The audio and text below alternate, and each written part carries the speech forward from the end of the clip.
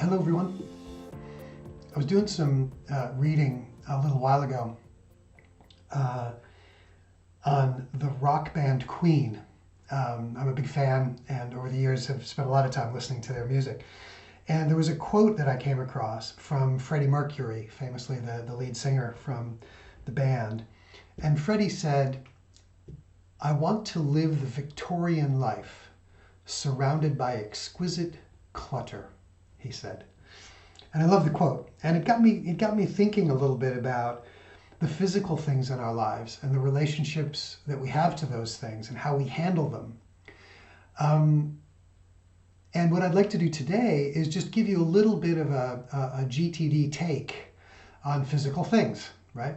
I think these days so much of the world is focused on the digital, and of course the tools have gotten better and the tools have gotten more robust, and the amount of information that comes at us in our digital tools, of course, is very high for the vast majority of us.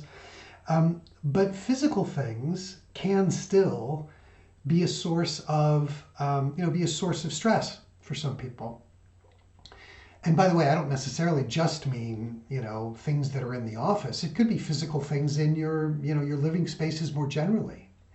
So what I'd like to do today is talk a little bit about our take on physical things and how to have the most healthy relationship with each of the physical things that you have as possible. One of the things I think quite often people who come to getting things done, they come with an attitude or an expectation that we must be in the business of tidy, right?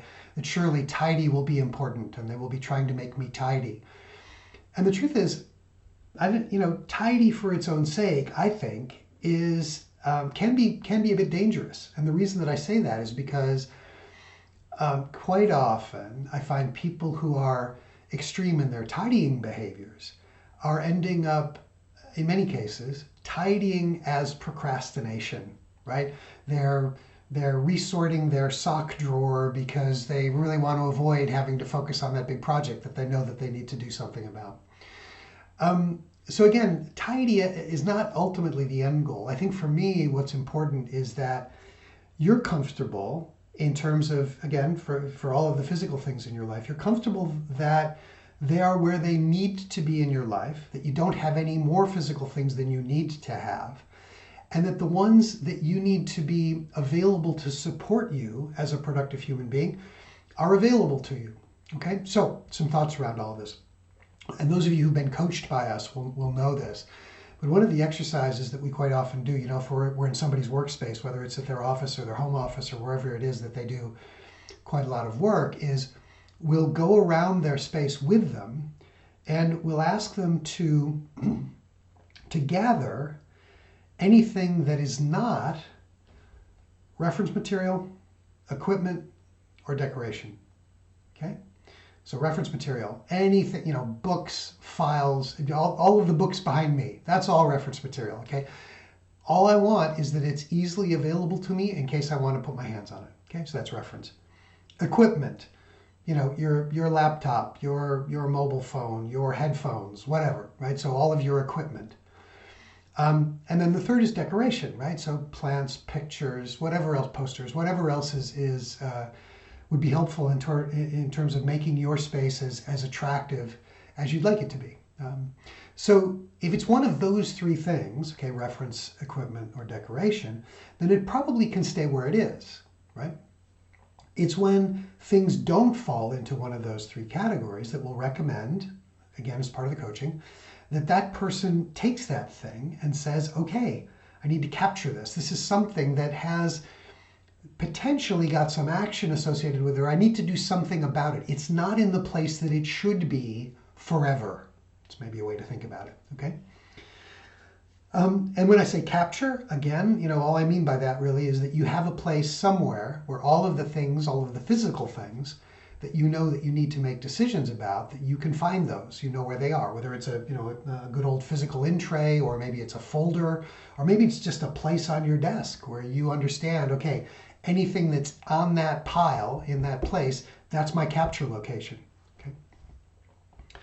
Now, having captured those things, then what do you do? Well, what you can do then is use the clarifying questions from getting things done to help you make some sense of those things, right? And I know for those of you, again, those of you who maybe been through a seminar, you probably spent quite a lot of time clarifying digital things, right? Whether they were emails or Teams posts or WhatsApps or whatever, you probably spent quite a lot of time focused on those. But it turns out that the clarifying questions work equally as well for physical things in your world, okay? So, quick reminder, what are the clarifying questions? The first question is, what is it? Have I read it through? Have I understood it, right? If it's a piece of postal mail I'm dealing with, have I read it through? Do I know what the contents are, okay? Next question then is it actionable? Is it down to me, or do I need to do something to move it forward, okay? And there are only two possibilities, yes or no. Now, if it's not actionable, it's one of three things. It's either trash. Now that you've seen it, it can go away. Now, given it's physical, it could be shredded, right? It could be just put in the bin, or it could be recycled, right? It's trash. Another possibility is that it's reference material, okay? So again, bookshelves, right?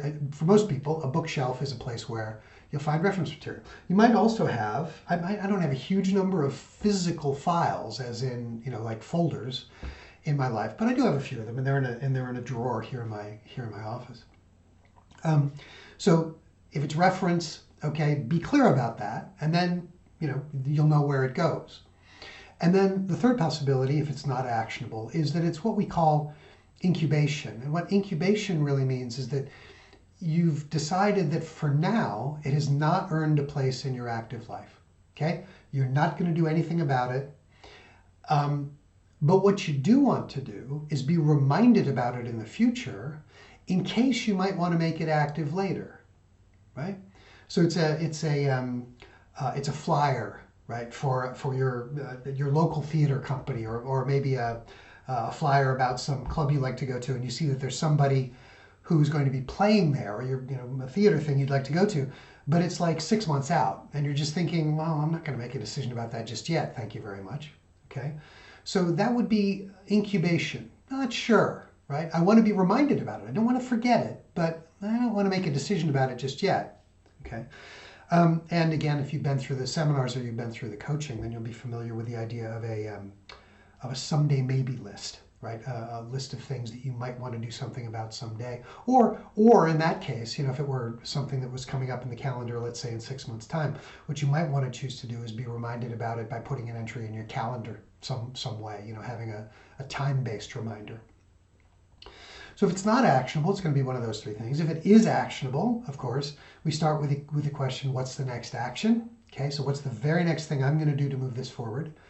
And then once I've decided that, what's the next action? Then I've got three possibilities, okay? If it's a thing that's quickly done, and our maths around this are 2 minutes or less, seems to be about the right trade-off between, sort of efficiency on the one hand and being reminded on the other, okay? So if it's less than 2 minutes, we say go ahead and do that next action in the moment. If it's not going to be a 2-minute thing, then ask yourself the question, can I delegate this? Can I give this to somebody else to do? Okay. And if not, then the third possibility is that you're going to defer it. And what defer really means is that you want to have a reminder about it in your system, which in a place where you will look at that reminder when you're in a position to do something about that thing. Okay. And then those of you who are experienced GTDers will also be aware there's a final question when it comes to clarifying, and that is there a project here? Is there some sort of a bigger outcome? So again, you could get, you go through the postal mail maybe that you got today, right? Bit of junk mail. Okay, that's what it is. Is it actionable? No. What is it? It's trash. Okay, it goes in recycling. Great. Here's another one. It's a letter. It's from the tax folks. Okay, interesting. You read it through. They say they want an additional document from you. Okay, interesting. Is that actionable? Absolutely, right? If you don't want to end up on the wrong side of the tax authorities, that's an actionable thing. So then ask yourself, what's the next action? Do I need to dig a document out? Do I need to email somebody? What's my next action? And then again, the analysis, 2 minutes, delegate or defer. So again, just like dealing with the digital world, the physical world can also be dealt with when it comes to getting things done. So I hope that was helpful. As always, or if you haven't done already, I should say, please do like and subscribe.